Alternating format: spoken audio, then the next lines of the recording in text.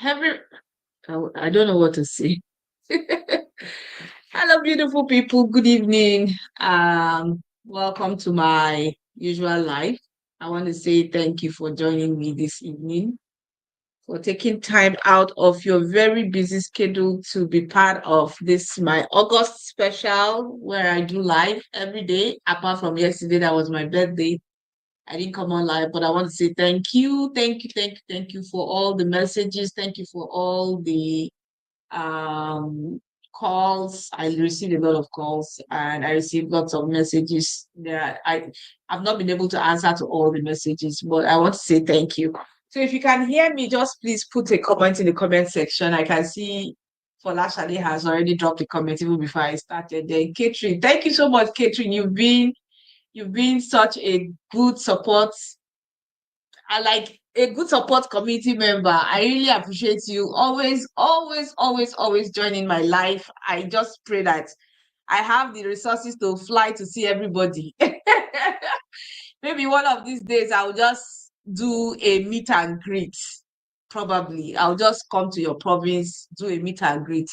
Maybe I'll go to Ontario, do a meet and greet for people in Toronto, go to British Columbia, do a meet and greet for people in BC, go to Manitoba, do a meet and greet for people in Manitoba, do a meet and greet for people in New Brunswick. Like I'll just be traveling around and doing meet and greet if I have the resources. God help me. Anyway, I want to say thank you. Thank you so much for all the love. I really saw all the love yesterday. If I was a big celebrity like Davido, the enjoyment would have been much. Don't mind me, Jerry.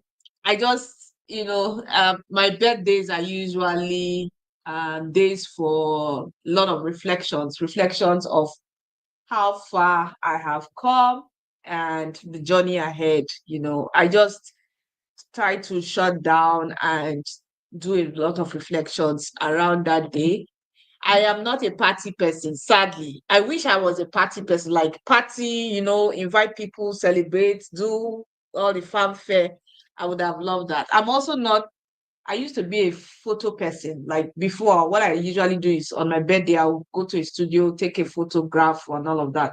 But it's like I've outgrown that era of taking pictures. So I'm not a party person. I was never a party person. And then I've outgrown the era of taking pictures in the studio to mark the day. You do all the fun fair, wear all the latest fashion. I'm not even a fashion person in the first place. So I don't know, maybe am I like, it's like I'm not the normal type of, when somebody's celebrating, blah, blah, blah. I'm not that type of person. I'm just this chill, just I mean, it's just one day, right? Yeah, so that's what I did. I just was just reflecting on how far I have come and how far the journey will be, my goals, my plans, my visions. And I won't lie to you, you guys are my family members, my extended family members. I won't come here and start telling you stories that everything has been rosy or everything has been sweet. No, there has been several times I've like second guessed myself. Several times I've asked myself, like, what's going on? Are you really like what are you really doing? Oh, Tahila said, I'm like you, Wolo, but I'm still a picture person. Yeah, good for you. I wish I have not outgrown that picture thing, right? I would have really loved it, but it's like I just like for the past how many years now, it's like I've just outgrown that going to studio, taking pictures and all of that. I just wish that part of me was not, I didn't outgrow it. Will I say outgrow? But I'm still trying to, because like I said, this month is still the month of but my husband is celebrating his birthday as well. And it's our marriage anniversary, and then the year we landed Canada. So I still have to, keep the memory through pictures, maybe. So yeah, so that was it. No funfair, no party, no big deal. No big deal. Book reading, book reading. Oh, funfair, yeah. So book reading, yeah. I should have done book reading with friends. That should have been okay. So I don't know. How will I put it now? I am. I'm a social butterfly. I know that I used to be a social butterfly, that I go to all events, parties, and all of that. But at some point in my life, I now started becoming a recluse, more like an indoor body, right? So, except you invite me, fine. But if you ask me to start organizing, like if you ask me to organize something for myself, I will not be able to. Like, I will not be able to organize something for myself, me, my own self. Even if you say, okay, give it out to an event planner or something. As long as I am the main person that is supposed to be the focal point, right? I will not do it because I that attention, I don't like it anymore. But before I would do and all of that. But if you ask me to organize something for you, I like to be behind the scenes of people, right? If you're the one doing the party, I ask me to organize, I will organize. If you're like, I'm the logistics person, I can do all the organization because I did all of that when I was working in Nigeria. That was majorly what I was doing for the top people at the company I worked for, which is Total. And that was what I was organizing meetings back to back. They are flying, I'll go ahead and organize. So if you ask me, I like to be behind the scenes to organize things for it to be successful. But if I'm the person that will you are organizing for, I will just tell you, no, don't worry, don't bother. I don't know, but probably that's why the whole idea of party just, I mean, it's just no longer a part of me anymore. Anyway, let me not waste too much time. I've been talking about myself, but I just want to say a very big thank you. I really appreciate all of you. Like, I truly appreciate all of you. And I pray that when your time comes, that if you need people to celebrate you, you will always find people that can celebrate you. Sorry, let me put my phone on silent so that I don't have distractions. Yeah. So if you need people to, if you're the party type and you want me to come, I'll definitely come for your event. If you're the party type, if you're in New Brunswick and you want me to come for your event, please invite me. I'm looking for parties to attend or any events to attend, right? I would really come and attend. And I really want to say thank you so much for all the wishes, for all the prayers. I'm truly grateful that I have you guys in my corner. I'm truly grateful for that.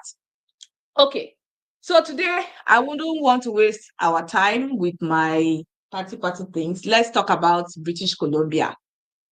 British Columbia, studying in British Columbia, working in British Columbia, what you should be expecting, the things that you need to know. Sorry, I'm looking at one of my other screen because I have some things opened up so that I can say what is, with immigration changing up and down, like before you know what is happening, a latest update is there, right? So you just have to be sure that the information that you are providing is the actual current information. So I just decided to open some things on my screen to make sure that the information I am providing is the current one, like the one that is recent, not the one that um, was published last week.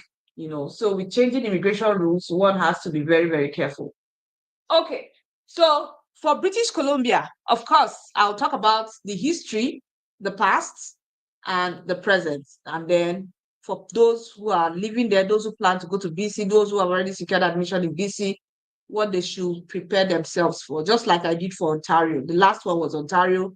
This one, we are now focusing on BC. It's like I'll be doing the same thing for all the provinces throughout this period of my daily YouTube live sessions. So for BC, in the past, BC had they had the skills immigration program, which accommodated a lot of occupations. And they had the special one, which I call the health authority stream. That particular one was very special in the sense that if you get a job offer from any of the provincial health authority, whether you are working as a cleaner, whether you are working as anything at all, the moment you get a full-time permanent job offer and your employer is willing to endorse you, you can apply for provincial nomination immediately. Like, you're not applying and creating an expression of interest. No, you're applying for provincial nomination immediately. So what people used to do then was to target the 8 provincial health authorities to get job offers.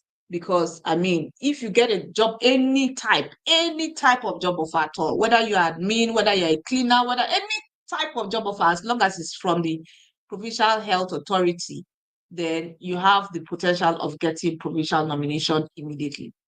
And then there are other pathways where you have the BC Tech Talent pathway. We had the pathway that had to do with people who did masters and PhD program in specific schools and in specific schools and specific courses. They didn't need any job offer. Their own was just complete your program in those schools. The program must also be part of the programs listed under that particular, listed as part of the programs that BCPMP has selected. And then the moment you finish your master's, you are applying for provincial nomination without the requirement of a job offer, right? It was that perfect.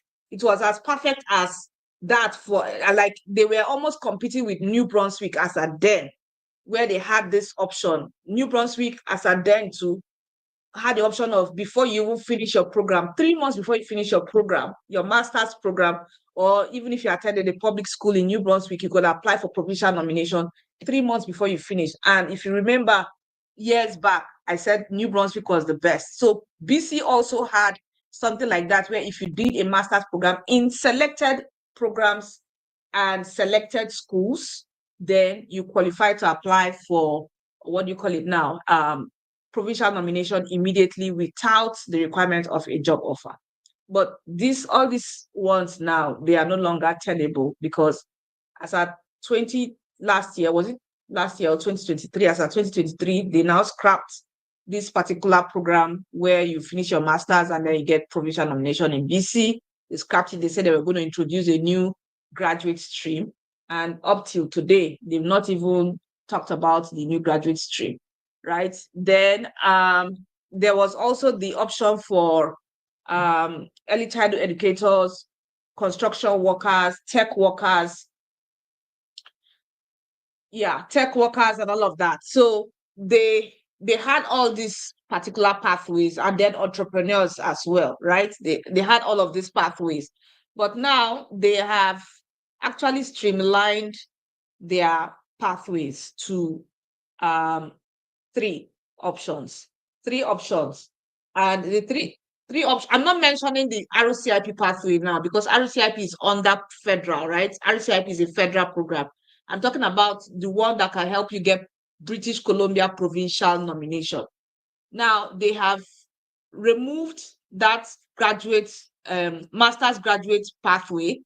They have also changed the policy concerning the health authority stream, stating that only those who have qualifications in healthcare, like nursing, doctors, are the only people that are eligible to apply for the health authority stream, which means what is now left is the normal skilled worker stream. So for the skilled worker stream, they have the high wage skilled worker stream and then the low wage skilled worker stream. And for the low wage skilled worker stream, they had a list of occupations that were eligible for the low wage skilled worker stream. Same thing for the high wage skilled worker stream, they had a list of occupations that were eligible. We had the tech talent or the tech stream part of the high wage skilled worker stream, right? So all these particular streams that were part of British Columbia, they've reformed them, and they've now changed the policy and streamlined it such that the people that are eligible to apply for provincial nomination are those within the healthcare sector, and they are prioritizing entrepreneurs as well. So what does this mean? Apart from that, they also came up with the policy. Before, I think I mentioned it in my last session where I said that before, if you are a social worker, if you're a care worker, everything was categorized under care, under healthcare in British Columbia. Whether you're a social worker or a care worker, everything was categorized under healthcare in British Columbia. But now they brought up a rule to state that if you are working as a social worker or a care worker, you must have at least a diploma in that particular occupation for you to qualify for provincial nomination. So it means if you don't have a diploma in healthcare or a diploma in PSW or a diploma in social work, even if you are working as a care worker, you do not qualify to apply for provincial nomination in British Columbia. So you see all these changes from what they used to have before to what they now have. So that being said, it's now difficult for a lot of people in British Columbia to actually position themselves to get provincial nomination in BC, especially if you do not fall under education, if you do not fall under healthcare, and if you are not an entrepreneur. These three categories are the categories they are prioritizing. They're also prioritizing what do you call it now? Tech talent. Just give me some seconds so that I can check when they did the last draw for invitation draw for the other categories. So right now, okay, priorities, post migration.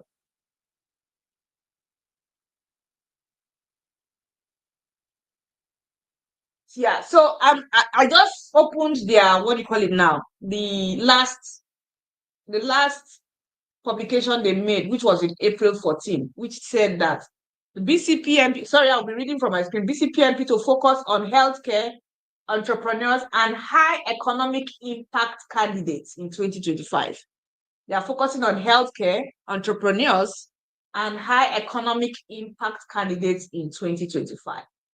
They now went ahead to mention that the BCPMP started the calendar year with an inventory of approximately 5,200 applications before getting confirmation of the 4,000 nominations allocated by the federal government. So they only have 4,000 allocations for them. And then with more applications received than nominations, they've received more applications. That they had 5,200 applications that they already received, though. 5,200 already received, right? Please, if you are in BC, take note of this. If you have people who are in BC, please ask them to join this live session so that they can know and start planning for themselves ahead of time. 5,200 applications was already received, whereas the government gave them only 4,000 nomination slots, right? And because of these 4,000 nomination slots, it means that, with more applications received, the nomination available, BCPIP will use some of the 4,000 nomination slots to accept approximately 1,100 new applications from eligible health authority employees, entrepreneurs, and skilled workers, creating high economic impact in the province. The remaining 2,900 spaces, I'll put this, I think I'll need to put this on my community page so that you guys can see. The remaining 2,900 spaces will be used to nominate some of the applications already received. So what does this mean? It means that 2,900 will be given to people that submitted last year. Like last year, they received excess applications, which is about 5,200. And they only have 4,000 slots, only 4,000 slots that they have from the federal government this year. And out of that 4,000, they've shared it. They are saying that 4,000, 1,100 will go to health authority employees, right? The second batch is entrepreneurs. And then the third batch, skilled workers, creating high economic impact in the province. Skilled workers creating high economic impact in the province. So please listen to this. It means that the slots for this year that is available for BC is only 1,100. Only 1,100 that is left for people this year. Now, what is the population of temporary residents in BC? There are many people in BC, right? And then out of the 4,000 slots that they received from the government this year, 2,900 is going to those who already applied since last year. So it's only 1,100 slots that is left. Just 1,100 for healthcare, for entrepreneurs, and skilled workers with high economic impact. Sadly, if you don't fall into this category of healthcare workers, if you don't fall into the category of entrepreneurs, if you don't fall into the category of high economic impact skilled workers, that means you will not get a provincial nomination from British Columbia. Now, what are your options? What this means is that your options are very limited, and it's only limited to either express entry, Canadian Experience class, right? Canadian Experience class, or RCIP. And from the news that we are hearing, and I even did a live, my other live, the other two lives I did where I said the RCIP employers are not hiring. Even one of our community members also said it in the comment section that day, that the RCIP employers already have the employees that they are endorsing. So if you are targeting the RCIP employers, I mentioned it that day, target the employers that have not gotten endorsement yet, so that you can be among the people that will be on the list of people to get endorsement by the time they get their endorsement. Right? So the option for British Columbia is already limited to RCIP, especially if your age cannot make you get express entry. If your age qualification is, your age is making you, if the age is a barrier to getting high scores in the express entry pool, then target RCIP employers that are not yet designated. RCIP that's employers in the RCIP communities, RCIP surrounding communities. So for instance, if they say North Okanagan, I'm using North Okanagan as an example. If they say North Okanagan is one of the RCIP communities, right? There are surrounding communities that are part of the RCIP communities. Target employers in those surrounding communities. Because if you're targeting employers in the main RCIP community, you might not get an offer like you intend. You might get an offer from the surrounding communities. And it has to be an employer that is not yet designated, that is willing to get a designation on your behalf. So that if the employer gets a designation, then you know you get an endorsement from the community. But if the employer is not willing to get a designation, then you know that you shouldn't be wasting your time with that person. You look for the next person.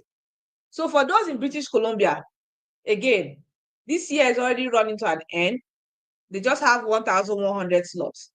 If your, what do you call it now? If your PGWP is about to expire in British Columbia, I don't know what duration I should use to start giving you advice now. Let's say you have 6 months left in British Columbia. You're working, you're on PGWP, you have 6 months left on your PGWP and it's about to expire. Then you have to find a way to move out. If you cannot get a job offer from the RCIP communities, you have to find a way to move out. But if you feel you cannot move out, because some people, they feel they have settled in British Columbia, they feel that moving might disrupt their family life, especially because they have children, right? Some people who have children, that movement is not an option for those with children. Most times, it's very difficult to just say it's time for us to up and move. So for those group of people, if your PGWP is about to expire, the options I would still recommend is try as much as possible to, if you can learn French so that you can use the French language exemption to apply for extension of your PGWP. If you can learn French, please learn French. If it can take you 4 months to get a CLB5, go ahead and do that so that you can use the CLB5 to extend your work permit. But if you cannot learn French and you want to move, now, if you want to move, target the Atlantic provinces. Because if you target the Atlantic provinces, they have AIP, although some provinces for AIP, they've already exhausted their slots. New Brunswick, for example, has exhausted its AIP slots for this year. The next province that I would recommend is Newfoundland and Labrador. They still have some slots. So good thing for my community members, Newfoundland, especially my community members in the UK, please, if you're in the UK joining this live session, please say hello. Or if you know anybody that is in the UK, that is your friend, please let them know that Newfoundland and Labrador, I'm saying it to my community members. I didn't put it on Instagram. So I'm saying it here. I'll put it on the community tab so that I can see it as well. I'll put it in the link. Newfoundland and Labrador will be holding a recruitment event in the UK in September. I'll put the link so that you can register. So you know, I've not published it yet because I want you guys to take advantage of it first before every other person can how do you call it now? Can go and bombard the whole place. So Newfoundland and Labrador, they'll be hosting a recruitment event. This is a bonus tip. They'll be hosting a recruitment event in the UK in September. New Brunswick also will be holding a virtual recruitment event soon. I'll publish these two details on the community tab so that you can see the link and then you can register with it. So that's, by the way, I just had to tell you this. I'll put the post on my community tab so that I can see the link and then register. Okay, so that's it for British Columbia. Like I said, if your time is about to expire in British Columbia, if you can do French, option 1, so that you can get a CLB 5 and apply through the Francophone Mobility, where you get an LMI exemption and apply to extend your work permit. That's option 1. If you can do French, that's good. If you cannot do French and you want to move, then target Newfoundland and Labrador. That's the only province I can recommend right now, because that's the only province that still has slots under the Atlantic Immigration Program. Why do I say they still have slots? I say this because, again, I just mentioned that they want to go and do recruitment events in the UK. I just mentioned that they want to go and do recruitment events in the UK. So you that is in Canada, take advantage and try to get a job offer from an AIP employer in Newfoundland and Labrador, right? Try to get a job offer from an AIP employer in Newfoundland and Labrador so that you can get your endorsement. Once you get your endorsement, and then you apply for permanent residence under AIP. New Brunswick does not have any AIP slot. Nova Scotia, they are restricting their AIP slots under they are restrict their AIP slots to healthcare workers. Then what do you call it now? Which other province? Prince Edward Island is a no-no. Like, I mean, I will still get to PEI, but PEI is a no-no for me, right? So yeah, so that's the information I want to share. If you want to move to other provinces, like let's say Alberta is already becoming competitive. Like Alberta is now looking like Ontario, BC, and Alberta. So you don't want to move from somewhere that is highly competitive to another place that's also highly competitive, depending on your occupation as well. The rural communities in Alberta, you hardly find jobs in those places. Like people say, oh, there are jobs. I will just tell you that you'll be in serious competition with a lot of people. And depending on the rural community that you get a job offer from, some community might say that they will not give you endorsement until you live there for at least 1 year, right? So that is also there. If you say Alberta accelerated tech pathway, that option is also very, very competitive because you have lots of tech people in Alberta. So, but then if you want to remain in British Columbia, try as much as possible to, how will I put it now? Try as much as possible to learn French. Try as much as possible to learn French so that you can extend your stay. If you can't extend your stay to French, then try as much as possible to get a job offer from a religious organization. If you're a religious person, let's say a worship leader, I've said it before, you're a worship leader, you are a child evangelist, right? You do something like you have to immerse yourself in your community. And even if you don't immerse yourself in your community and you're attending church, maybe in maybe a white church, again, if they can give you LMIA exemption to extend your work permit, then that's fine. Or you target express entry. By you targeting express entry, you have to increase your score. That means you have to max out your CELPIP result. You have to, if age is on your side though, because if age is not on your side, I mean, it's be difficult. But if age is on your side, you max out your results and then you position yourself in the express entry by either doing a job that falls under the category-based selection for express entry so that the draw scores will not be high like that. The last draw they did for healthcare was 475. And a lot of people have started positioning themselves for that, to go through the express entry pathway. Okay, so that is it. That's the suggestions I can give for those who are living in British Columbia. Again, just 1,100 slots. They've specifically mentioned the category of people that they will give those slots to. If your work permit is 3 years, then fine, you could say, okay, let me wait and see whether there is a possibility for me next year. But why do you want to take that risk? Why do you want to take that risk in British Columbia, right? So yeah, so that's the analysis for BC that I said, or if you have money, if you are one of the rich people, yes, you can start a business in BC. Yes, you can start a business in British Columbia, invest $100,000, and your net worth $300,000, That reminds me, I'm owing somebody an email. Oh, jeez. I just remembered now. I'm owing somebody an email. Okay, so if you have the money to invest, then you can start your business in British Columbia. That's minimum $100,000 in a selected community, and then you have $300,000 net worth. Then you can go through the BC entrepreneur pathway, right? Yeah, because the other business immigration route, which is the startup visa, I wouldn't recommend that at this time because I mean the timeline to getting your PR is too far. So that one is not an option. Okay, so I'll start taking your questions. I don't know. What did I do just now? I'll start taking your questions. Sorry.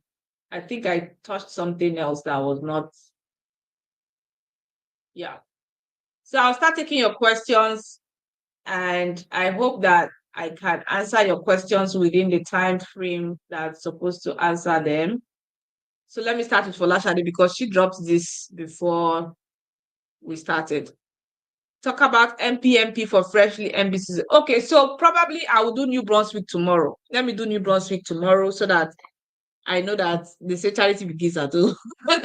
Let me do New Brunswick tomorrow. So I'll do New Brunswick tomorrow, then I'll answer your question. Okay, so I'll move on to all the other questions. I've still seen all the happy birthday wishes. Thank you so much. I really appreciate them. Thank you so much. Thank you. Thank you so much. Okay, community tab. No, you don't need to join as long as you're subscribed to my YouTube. If you're not subscribed to my YouTube channel, please subscribe. My YouTube channel, I don't know, because I've not been consistent. The numbers were dropping at some point. But me, I don't really bother about those numbers. My own is let me shall give the information that is important to everybody.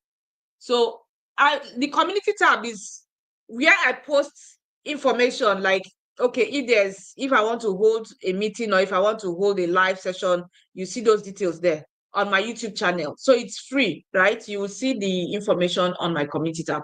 After this live now, I'll post the links to Newfoundland and Labrador recruitment event in the UK and then New Brunswick recruitment event. New Brunswick recruitment event, I think, is for every province. Like everybody can register. I don't know, but you see the information there. Okay. Will NB have a slot next year for AIP? Yes, New Brunswick will have, they share slots every year. Every year, the federal government gives each province their provincial nomination slots every year. But this year, they slashed it. They slashed it drastically, and next year, they will still slash it again. And what the federal government did was that they gave the slots, and they are saying that they want to use that as a bargaining chip for provinces that will accept asylum seekers. They want to use it as a bargaining chip, right? Because they felt that the asylum seekers are concentrated in Ontario and Quebec. But there are too many of them in Ontario and Quebec, and they're asking provinces to take those people. Now, what it means to take the asylum seekers is that the province will provide accommodation for them. The province will also be giving them some form of stipend, and then the federal government will now reimburse the provinces. Some provinces, even New Brunswick, Nova Scotia, they kicked against it initially. They said no, they don't want asylum seekers because of the burden of providing accommodation for them and all of that. They cited some reasons, but the federal government, then it was Macmillan who was the minister then. Macmillan now said, okay, if that's the case, then we will not give you provincial nomination slots, enough provincial nomination slots. We'll just give you small. So when the provinces now saw that it was becoming, it was a battle, like, we have people that need PR, and the government is saying, if you don't take asylum seekers, we will not give you provincial nomination slots. Some of the provinces, like Newfoundland and Labrador, was the first province to bargain with the federal government to take in asylum seekers, right? And then the federal government gave them about 1,000 slots. So I think their provincial nomination slots about 3,000 something thereabouts. Then recently, I think that was it in June, either June something, June 17 or June 18 thereabout. New Brunswick also negotiated and got extra provincial nomination slots in exchange for 400 asylum seekers in New Brunswick. So, like I said, the federal government is using it as a bargaining chip. And for me, I feel that that is not nice. It's not nice because it's like you are depriving a set of people who are supposed to get PRO over another set of people, right? I mean, it's not nice. That's if there was a video I did and they took that video, YouTube took that video down. I don't know whether somebody reported it. Me, I don't even have time for all those kind of things in the first place. So I did a video about this issue where I was suggesting to the federal government that they should put a slot, just like they put a slot for everybody. They put a number to everybody, right? They say, okay, this number will take this number of asylum seekers for this year. So that way they know that once they've taken the number of asylum seekers they need, it will not affect other programs. And I also suggested that on the application forms where they put for people to visit Canada, they should put it there. Do you intend to seek asylum? So that they would know the number of people who are applying to come and seek asylum, to filter out the genuine people from the non-genuine people, right? But they took that video down. I don't know, YouTube took the video down, so I'm not bothered, right? So that's the situation. So there will be slots for next year. There will be slots, there will be provincial nomination slots for next year, but provincial nomination slots will also be lower than this year's provincial nomination slot. So you have to position yourself properly. Okay. Thank you. For someone who has a CLB5 in French and outside Canada, what do you suggest, please? So what I can suggest is look for a job in the FCIP communities. If you have a CLB5, just look for jobs in the FCIP communities. And again, I will still keep saying that people should try to learn French, because with French, you have multiple advantages. If you have French, at least with your CLB5, you can get a job offer in the FCIP community. The FCIP communities, the competition from those communities is not much compared to the RCIP communities. RCIP community is seeing a lot of competition, a lot. They already have employees, a lot, like employers are not taking people anymore because they have the people they want to endorse. But FCIP communities, I don't think they have the slots that people, like, they don't really have enough. So if you have French, search for jobs in the FCIP communities. Okay. Do you mean Nova Scotia and New Brunswick opportunities for health workers like PSW? Sorry, your question is not clear. Can you please make your question a little bit clear so that I understand what you're trying to say? Okay. For the diploma in care work you mentioned for the BC requirement, do you mean the PSW certificate? Yes, PSW certificate, social work certificate, all those certificates, anything that has to do, if you're working as a care worker, you need PSW certificate. If you're working as a social worker, you need a social work, what do you call it now? You have to be registered with the social work organization. Like, they consider social work as a licensed occupation, right? An occupation that requires licenses. So you need to have the license to qualify for that. So that's what I mean, for you to be eligible for that one. Okay, so next question. Can my work experience for my own country count in RCIP and OIMP after studies in PSW? And also, is there jobs in rural communities in Ontario? So your work experience from your home country, what is your work experience in your home country? That's the question I'll ask, because I don't know what your work experience in your home country is. Typically, if your work experience in your home country is personal support worker, then it counts for your experience, right, under RCIP, because RCIP says you must at least have minimum of 1 year work experience for you to be eligible. The only exemption for that is people who schooled in the community. So let me use Thunder Bay as an example. If you schooled in Thunder Bay, you are exempted from having work experience. The only thing you need is a job offer from a designated employer. But if you did not school in Thunder Bay, you schooled, let's say, in Toronto, and you got a job offer from a designated employer, you must have at least 1 year work experience, right, prior to you applying for endorsement, community endorsement. So that's the rule around RCIP. Okay. To qualify for RCIP, what category of IELTS should one write? CLB5. CLB5 is what they are looking for. CLB5, band 5. Will I say band 5? Yes, CLB5 is what they are looking for. Can we put a financial advisor or insurance broker as an entrepreneur? Financial advisor or insurance broker. So now, when it comes to being an entrepreneur, right? There are different aspects. You can be self-employed or your business can be incorporated. If you say you're self-employed, that means you have to show evidence of your self-employment. So if you ask me, can you put it as entrepreneur? My question to you now is, are you self-employed? Are you a sole proprietor, not self-employed? Are you a sole proprietor or your business is incorporated? If your business is incorporated, of course, you will show all the incorporation documents, right? But if you are a sole proprietor, it means that you have to show other documents to prove that you are an entrepreneur. So probably I will need more details for me to give you a concrete answer. Okay. Saturday session. Saturday session. That means I have to open my other laptop to see the question. I didn't take them down. I'm so sorry. I didn't take them down. Okay. Sponsor, and I'll be providing necessary documents for his income. Do I have to show my personal account statement when applying for a study permit? If your husband is your sponsor, you don't need to show your own personal account for your study permit. Your husband is your sponsor. All he needs to do is write a letter of sponsorship and then show his bank account.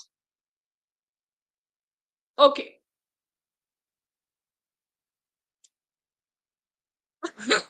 Okay, so emails. There are a lot of emails. Some of them, let me explain how my email system works. Some of the emails, my assistant helps me to respond to them. You will see her name when she's responding. And then some emails, I respond to them myself. The ones, especially the ones that she flags. She flags some of them because I must have had maybe a consultation or a conversation with those people, and then she'll flag it for me to respond. While the ones that I've not had consultations or conversations with, she sends an automated response and all of that. So yes, please bear with me. I'll try to get to the emails today. I have a lot of things that have been dragging me left, right, center, and I just hope that I would be up to speed in all of them. Okay. So next question. I tried to enter express entry but couldn't. It says I'm ineligible. Could it be? Yes, you as long as you have a 5.5, you will not be able to create a profile. Anything below 6.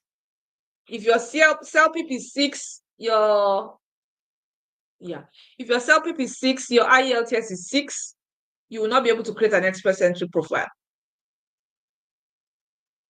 How to work in British Columbia? Okay, you can search for jobs in British Columbia if you want to work in British Columbia. But of course, if you're searching for jobs in British Columbia, you have to be careful because you have to get a job offer that aligns with what they're looking for. So let's say you are a nurse in Ontario, right?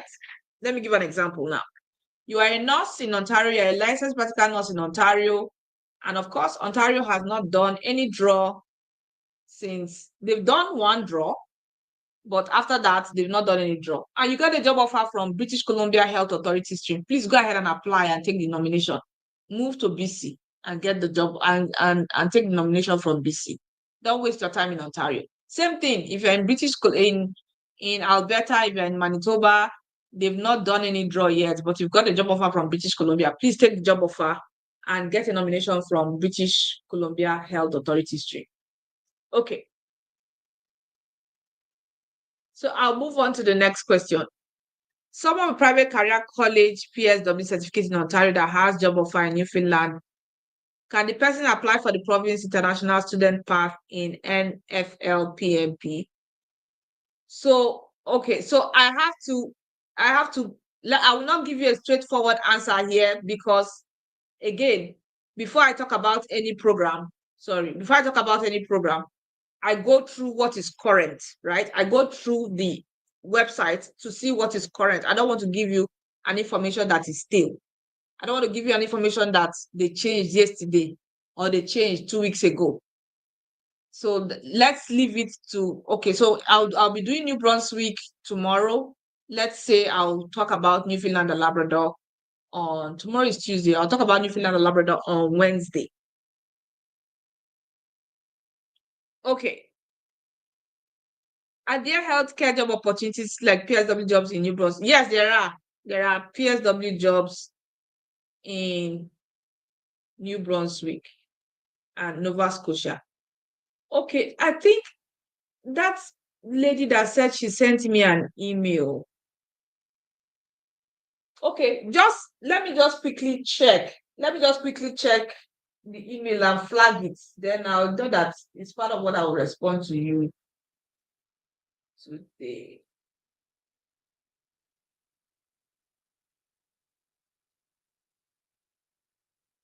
Okay, I've seen your email. Sorry, I think my assistant read it and she didn't flag it. So I will let me just quickly put it as unread so that I will respond to you.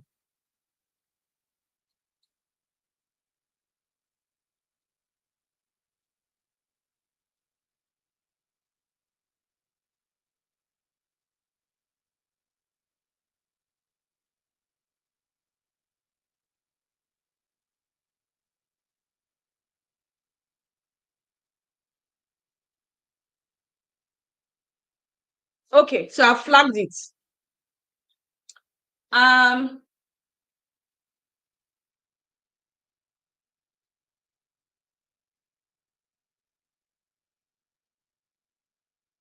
okay, so Josephine, even if your overall score is 7, as long as one language factor, whether reading, speaking, or listening, is below 6, you will not be able to create a profile.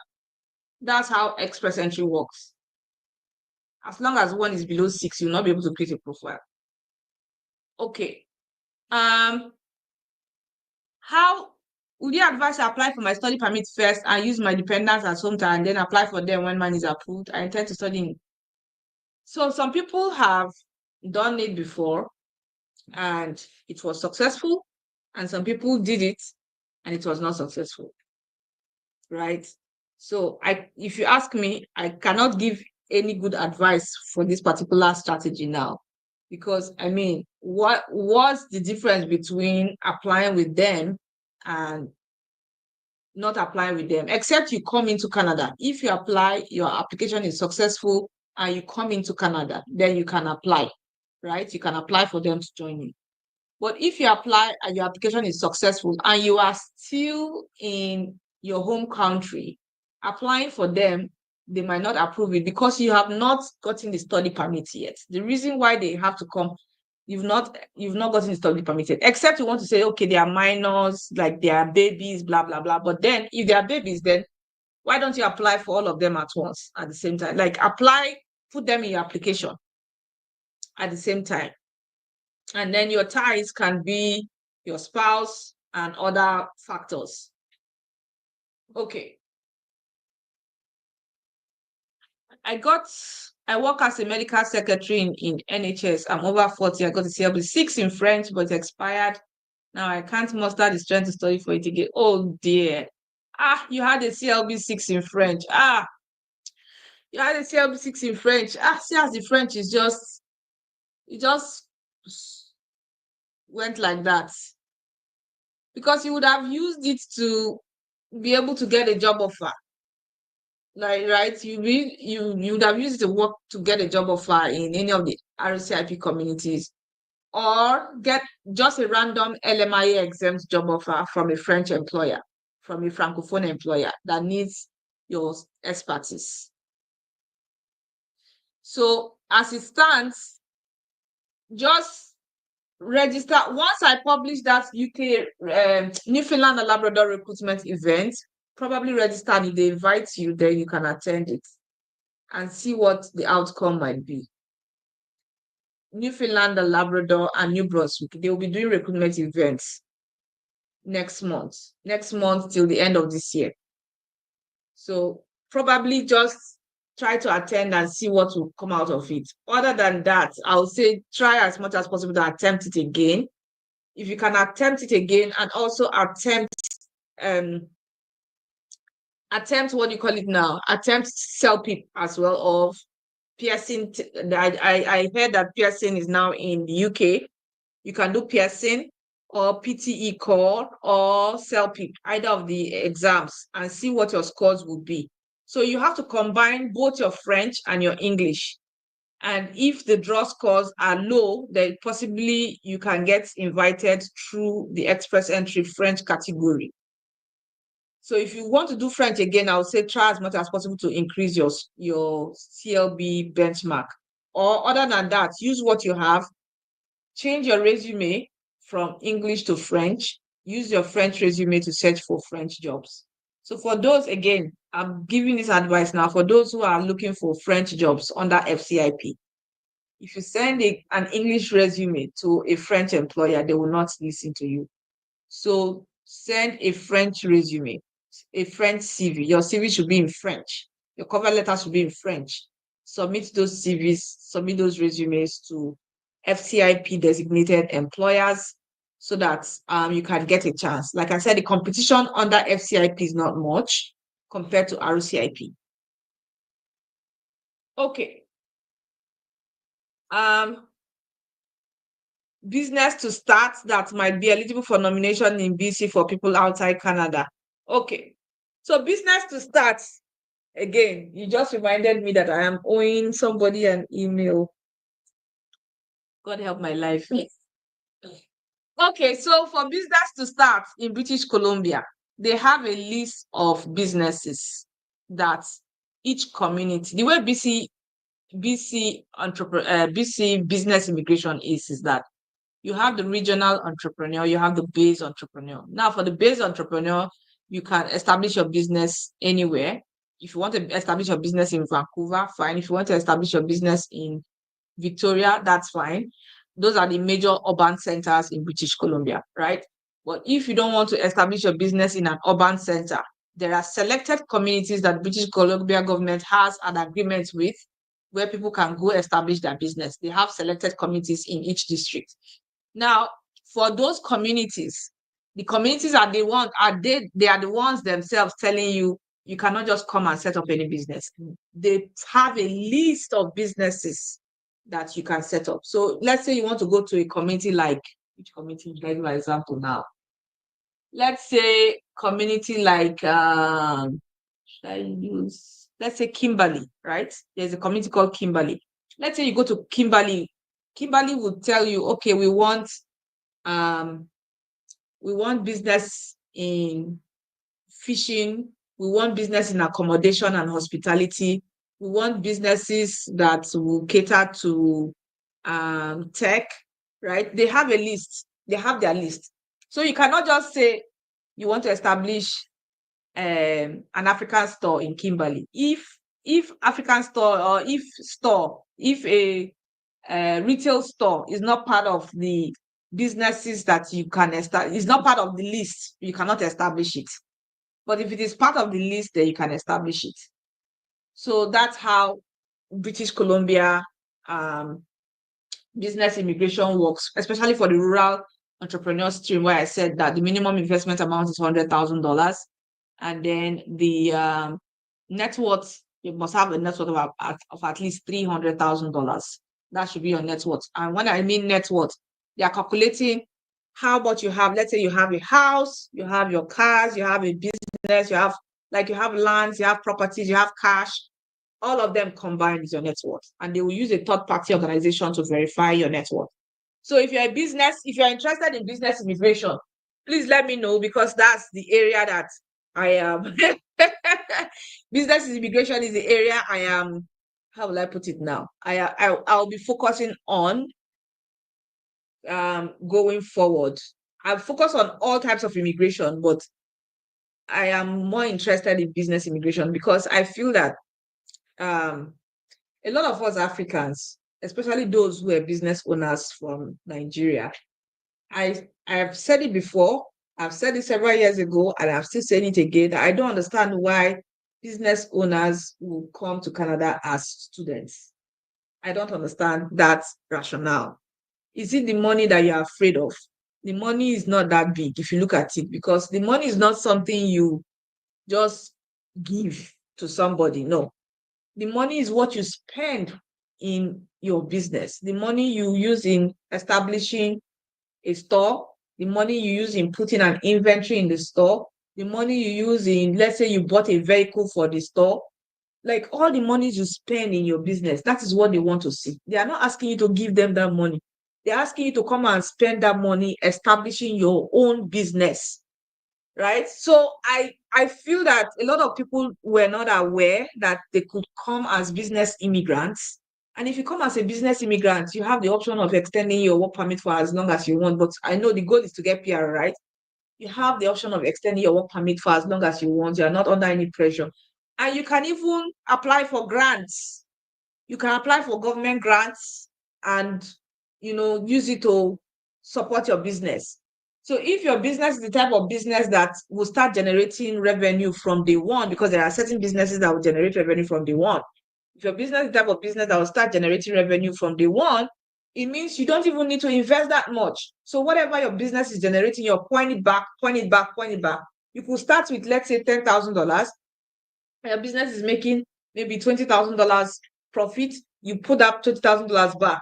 All that you invest within a period of 1 year, right? If you put it together, if it's up to $100,000, that's what the business, the provincial nomination the provincial government is looking for. They will just want to see that you invested that amount of money in your business and your business is growing. So again, for people who are business owners, right? Business owners outside Canada intending to immigrate, please rethink the study route. The study route for me is not, I feel that, I don't know. The study route is good, right? If you want to say, oh, you want to go to school, is good. But also think of the business immigration route. Okay, so I'll move on to the next. My time is really running on. Okay, do you review SOP too? No, I don't review SOP, except I'm doing a review of the total application. So I have, what do I call it now? My service for study permit application is a full package in terms of you just bring everything. We do all the SOP, we do all the letters, we do all everything. We handle everything for you. We do not have the review part for SOPs, sadly. We only have review for permanent residence application. Permanent residence, if you want to submit your application for permanent residence, I can review it for you to make sure that everything is correct. So I only have review for permanent residence application. I don't have review for temporary applications, which like study permits. I don't have that service. Okay. My friend has early child education license of Alberta, NL, and BC, but find it very difficult to get EC job from outside Canada, Nigeria. What would you advise? Okay, so early childhood education job. Now, if you say your friend already has the certification, which is a good thing, the person is already steps ahead.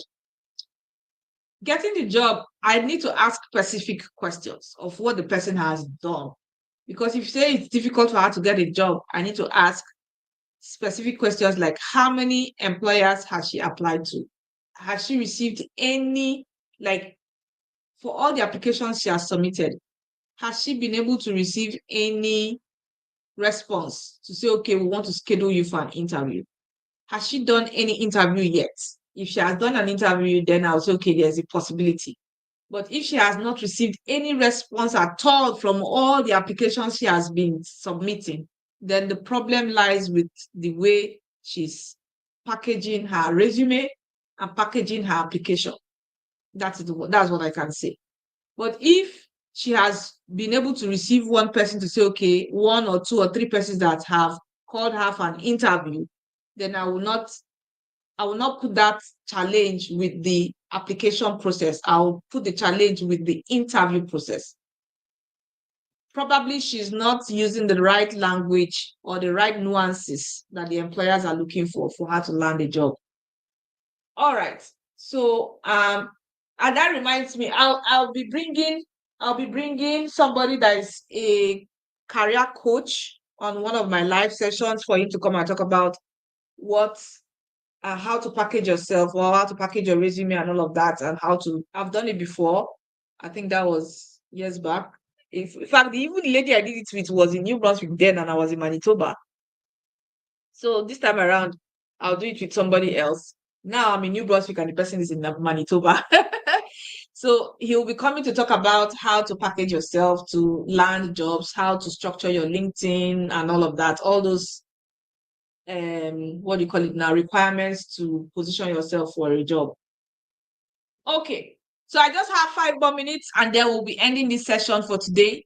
How can you be of help to me? I wish to relocate to rural area. I am RN and BSc holder. How can I come in before taking my NCLEX exam? Oh, perfect.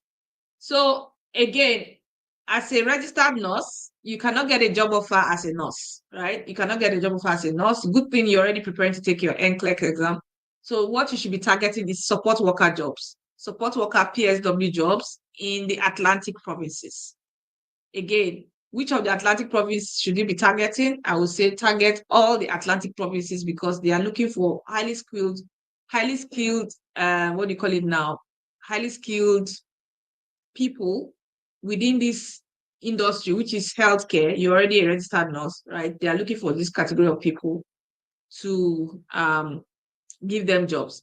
Now, they even, I was even looking at Newfoundland and Labrador requirements to get licensing. Newfoundland and Labrador has what we call interim license for people from Nigeria. They can give you an interim license, right? I think there is a program. Probably I'll do a video. Maybe that will be a video so that I can demonstrate it because if I do live, I will not be able to demonstrate. So I'll do a video where I will break down Newfoundland and Labrador requirements for people who are registered nurses to get an interim license. If you get the interim license, you can actually get a job offer from Newfoundland and Labrador Health Services. And then with that, you apply for a work permit to come and start working. They will give you a timeline to be able to get your normal license. And with that, you can even get provincial nomination and apply for PR. I'll do a video about that, right? So that people who can benefit from that information can benefit. Okay, so I just have 2 more minutes. If as a visitor I get a job in an RCIP and receive the endorsement, then apply for PR, do I still need to exit before applying for work permit? Yes, you still need to exit before applying for work permit. You can apply for work permit. I have somebody that did that. She applied for work permit while she was in Canada, but she left. And then on her way back, she got the work permit. That after they approved it, then she started coming back. If you have a US visa, you can go to US and then come back and get it. But if you don't have a US visa, you have to exit and come back. Work permit, there's no flagpoling anymore, so you can't really flagpole. Okay, one last question before I call it a day. For a pharmacist in the pool, used master's degree for education with ECA from West, does it still need ECA from PEBC, work experience in pharmacy?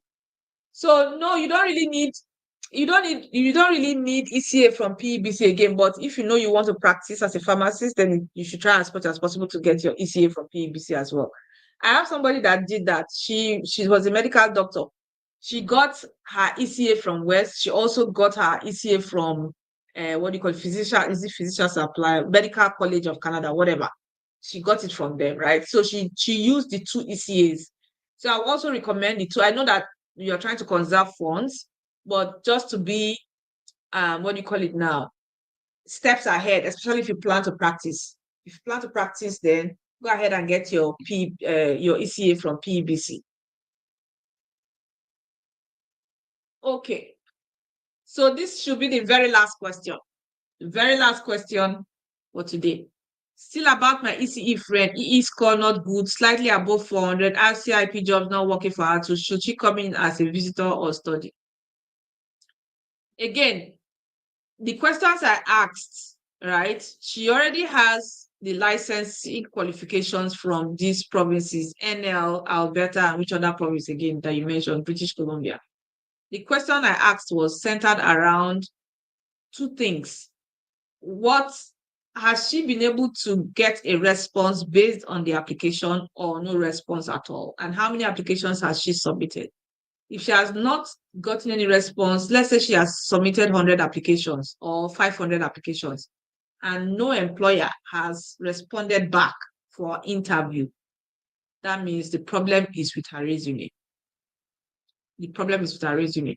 But if an employer has responded back and she has done an interview and she couldn't pull through, that means the challenge lies with her communication and her not understanding her nuances. Now, if her scores is slightly above 400, the question, especially for express entry, the question is, what is her age? Does she have a master's? I don't know if she has a master's, right? And I don't know what her age is for me to give advice based on these two factors. Okay, so how much do you charge? Okay, please send an email. Send an email for study permit applications. Just send an email. My assistant will answer that question. I don't want to call how much I charge on on live. Yes. So just send an email, hello@caninfoconsult.com. I'm putting it in the chat, the hello@caninfoconsult.com, and I'll be happy to assist you. Or my team will be happy, my team and I, consult.com, will be happy to assist you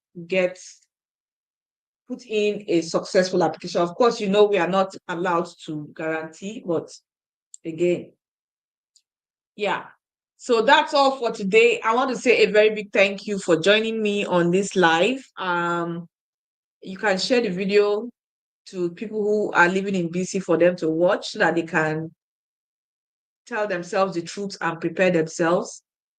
If you have 3 years PGWP and you're already in BC, please find a way to move out, right? If you already have 3 years PGWP, find a way to move out, especially if your occupation is not one of the occupations they are prioritizing. So that's the much I can say for today. Tomorrow, I'll try as much as possible. I know that I'm owing some questions that I didn't answer yesterday. I will try as much as possible to extract those questions. I say yesterday, sorry. On Saturday, I'll try as much as possible to extract those questions from the Saturday live session. And then I will try as much as possible to answer them tomorrow before we start our session for New Brunswick tomorrow. So I'll do New Brunswick tomorrow, then I'll do Newfoundland and Labrador on Wednesday. Then I will do Manitoba. Like I'll take each province pathway, and we'll talk about the issues, that's the pros and cons and all of that, and how people can position themselves. Yes, UK. Yes, I'll post it in few minutes. You get it posted on the community tab. You get it posted on the community tab. Okay, thank you so much for joining me. I want to wish you a very good and beautiful evening. I wish you a lovely day as well. Thank you, and God bless.